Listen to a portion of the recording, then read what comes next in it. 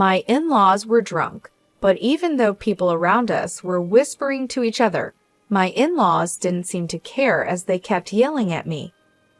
Well, I guess it's too late since you're already married. But if you want to be part of this family, you need to show us you have enough money, they said. Yes, your dad is right. So, make sure to give us $1,000 a month as a new bonus, they added. I was stunned by their words. I couldn't believe they would say such things at a wedding reception. I just stared at them, my face going pale. My dad took the microphone from them. Enough is enough. Don't you realize you're making fools of yourselves, he said. My name is Linda.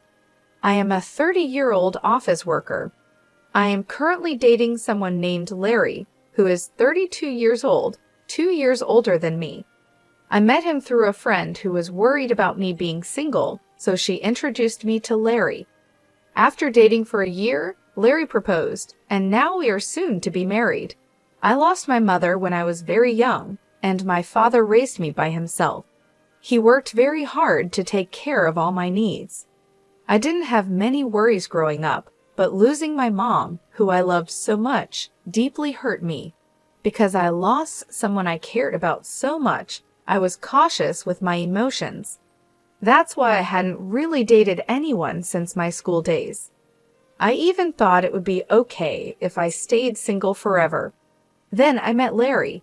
At first, I didn't feel any romantic feelings for him, even though he asked me out many times. Larry really cared about me and was always a gentleman. Slowly, I began to open my heart to him, and we started dating. He kept caring for me, and I felt very happy. He became very special to me, and I started thinking I wanted to be with him forever. Then he proposed, and we decided to get married. Larry understood everything about me and was always kind to me, no matter what. Don't worry, if you're ever feeling unsure about something, I'll be here for you until you feel better. I love you, Linda. You can count on me, he would say. His words moved me. He promised to make me happy for the rest of my life. Just being with him warmed my heart. If he cared that much for me, I thought I should do the same for him. When I told my father that we decided to get married, he was so happy that he cried. Wow, Linda, you're finally getting married. I'm so happy for you, he said. Oh, Dad, you're being dramatic, I joked. Wow, I hadn't heard anything like that from you until now. I was always worried that you might never get married, he replied. Oh, really? I had no idea you were worried about that, I said. Well, every father worries about his daughter, you know. Anyway, congratulations, he said. Thanks, Dad, I replied. I was so happy to be congratulated by my dad, who had raised me by himself. I thought I would probably cry at the wedding, and my dad would probably cry even more since he was already crying now. With that, Larry and I started preparing for our wedding. We were both busy with our jobs, so our days were very hectic. We worked during the weekdays and made wedding preparations over the weekends. There was no time to rest. Our calendars were always full. On the rare day off, we were supposed to visit Larry's parents' house. I was going to meet Larry's parents for the first time. Larry had come over to meet my father right after he proposed to me. Originally, I had planned to visit Larry's parents right after that to introduce myself, but they were very busy and our schedules never matched. Finally, some time passed, and we managed to arrange a visit. As we arrived at his parents' house, I suddenly felt nervous. Don't worry, my parents are very kind, Larry reassured me. His words made me feel a bit better, and I rang the doorbell. It was his mother who opened the door. Mom, I'm home, Larry said. Welcome home, Larry. It's so good of you to come, his mother replied warmly as she talked with her son. I greeted her as politely as I could.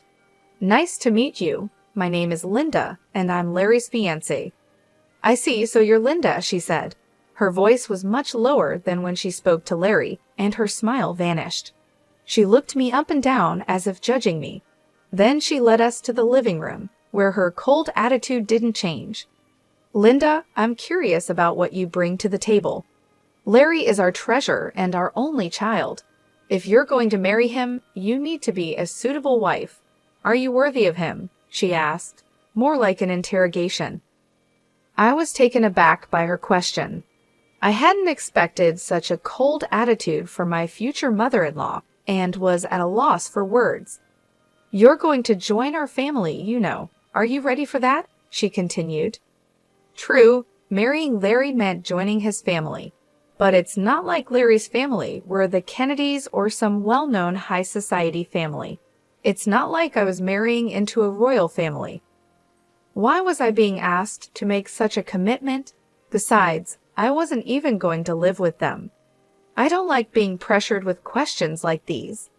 As I was thinking about how to respond, his mother seemed impatient with my slow reply and scolded me harshly. "When I ask you a question, answer me right away. You're so rude," she snapped. "I'm asking if you're ready for this," she continued, raising her voice.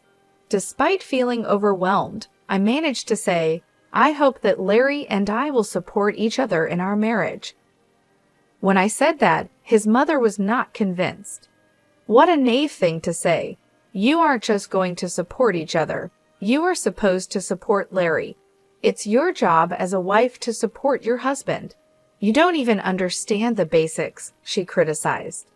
Then, Larry's father, who was sitting next to her, intervened. "Honey, calm down." "Sorry about that, Linda.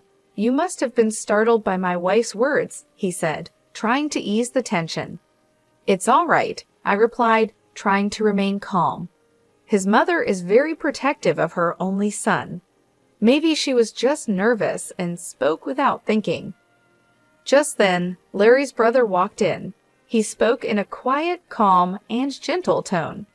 He seemed like a kind man, which gave me a moment of relief. But that relief was short-lived. With a smile on his face, he said the most unexpected thing. "What my wife says is actually justified. What concerns me the most is that you come from a single-parent family." "What do you mean by that?"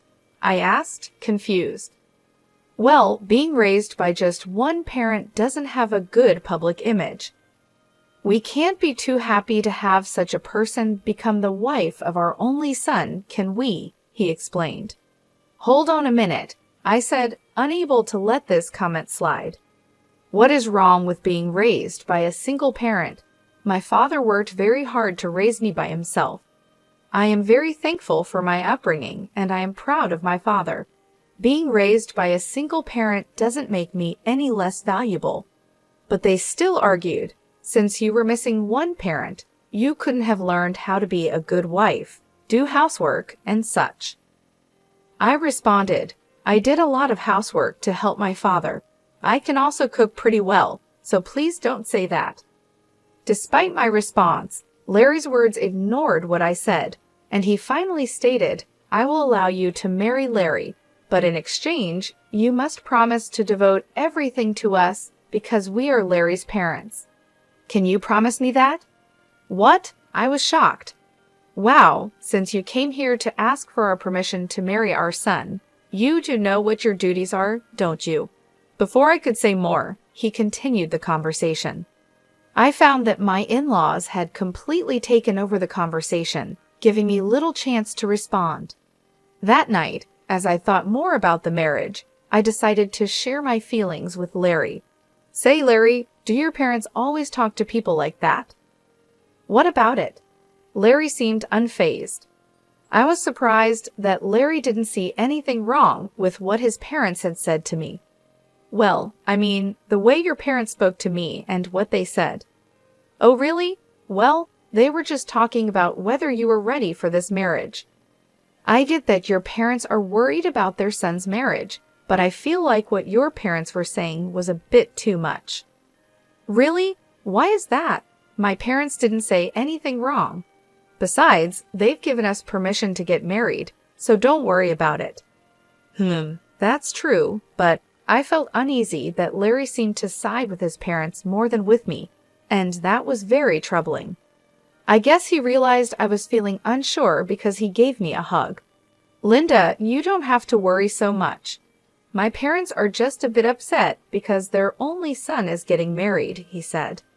He spoke as if he didn't fully support me. "It's all going to be fine. Don't overthink it.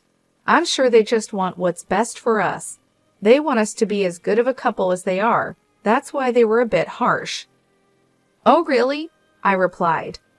Like he said, maybe his parents have high expectations for us. But even if that's the case, I don't think it's right for them to belittle me because I was raised by my father. I don't think people who say such things make a good couple. We are the ones getting married, and we should be the focus, not their approval or disapproval. With that perspective, although I was still a bit upset, I decided not to dwell too much on his parents' opinions. Then the day of the wedding arrived. We had many guests, including our relatives, friends, colleagues, and bosses. I walked down the aisle with my father, who had raised me all my life. Larry and I exchanged our vows and rings. We were met with applause, and for the first time, I truly realized that I was getting married to Larry. I felt a happiness I had never felt before as we walked into the reception hall. We made our way through the crowd, greeted by videos of us as part of the entertainment. It was a joyful time. I chatted with friends I hadn't seen in a while, and many people congratulated us. Despite my earlier worries about his parents, I was glad I had decided to marry Larry. I was glad we decided to have a memorable day. After the ceremony, we planned to officially register our marriage and Frank, and I would become husband and wife. I cherished every moment and felt so happy. Time flew by, and soon it was time for the final part of the event. The bride, groom, and both sets of parents lined up to greet the guests. But I started to feel uneasy because of Frank's parents. We were all supposed to be standing in line, but his parents were wobbly on their feet. If you looked closely, you could see that their faces were bright red. They had drunk too much. Some relatives asked if they were okay. My in-laws were clearly drunk, but we had to wrap up the ceremony and get it over with. The moderator handed the microphone to me and Larry. Suddenly, Larry's mother snatched my hand away from him and yelled at me like a professional wrestler in the middle of a challenge. "Listen to me, Linda. After this wedding, you are going to devote yourself to us completely. Prepare yourself because we are going to test you really hard." The guests started whispering to each other, and some even thought it was a joke and laughed. Then Larry's father grabbed the microphone. "Linda, don't you feel embarrassed to wear a dress like that? It doesn't suit you at all." "Dear, you should tell her the truth," his mother chimed in. As expected, the whispers among the guests changed in tone. I looked at Larry, hoping he would stop his father's rude comments. But Larry said he couldn't do that, and that his parents weren't doing anything wrong. It became clear he would never protect me from his parents in the future. That was the moment I realized it. I was certain of it, even as the hall buzzed around us. My in-laws were drunk and continued to insult me. "Well, you're already married, but if you're going to be part of this family, you need to prove that you have enough money," they said. "Yes, that's right," they continued. "After you register your marriage at the city hall, you should give us a few $1,000s a month and your entire bonus." I was shocked by their words. I never thought they would say such things at our wedding reception. I just stared at them, feeling my face go pale. My father took the microphone from them. "Enough of this. Don't you realize you're making fools of yourselves?" he said, though still showing some respect. His parents glared at my father. "Why are you interrupting us while we're talking?" I knew this woman's father was no good. "Single parents are never any good," they said. "Why do they talk like this? How dare they insult my father?" I thought. My father, keeping his cool, replied, "You people are even worse than I imagined. You even refuse to meet me because I am a single father. I never thought that someone like you would work for President Scott. President Scott is such a respectable person. I assumed his employees would be decent as well," my father continued. At that, my father-in-law's face turned very serious. "How do you know President Scott?" "He's a business partner of my company, and more importantly, an old friend of mine," my father explained. And speaking of single parents, President Scott was raised by his mother alone.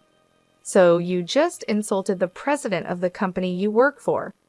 Seeing my in-laws' faces fall at my father's words, I realized they finally understood the mess they had gotten themselves into.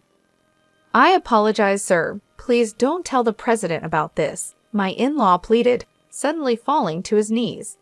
Just moments before, he had acted like he was in charge, but now he looked defeated, and I could hear laughter from the guests. Some even pulled out their cell phones to record the scene. "No matter how much you apologize, you can't take back your words," my dad said. He walked over to me and asked if I wanted to go home with him. I said yes and took the microphone from Larry's hand. "Thank you for the great entertainment, but there will be no marriage," I announced to Larry and his parents.